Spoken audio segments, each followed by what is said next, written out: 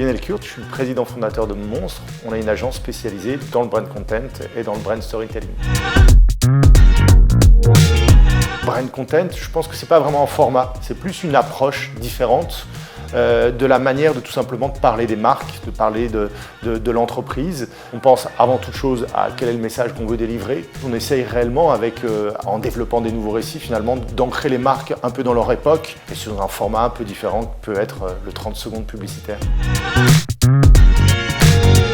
On a travaillé avec Lacoste pendant de nombreuses années, Netflix qui est un gros client pour nous, Heineken avec Desperados en l'occurrence qu'on gère depuis 7 ans et puis dernièrement pour Adidas.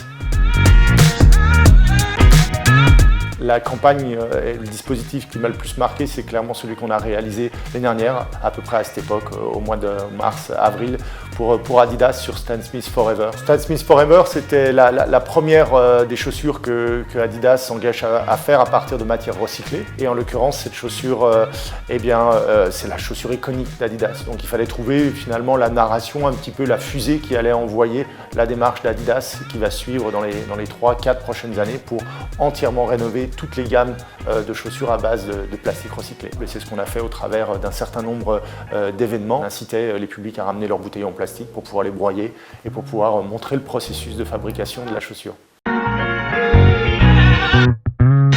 Alors non, on n'a pas encore gagné le grand prix du brand content. On a gagné quelques fois l'or dans les éditions précédentes, que ce soit pour Lacoste, pour Microsoft, pour Netflix.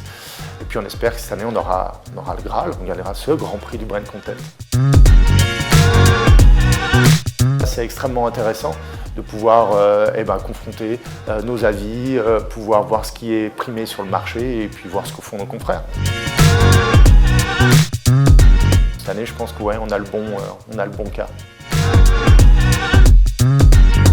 Rendez-vous en mai pour la remise des prix et en attendant, candidatez.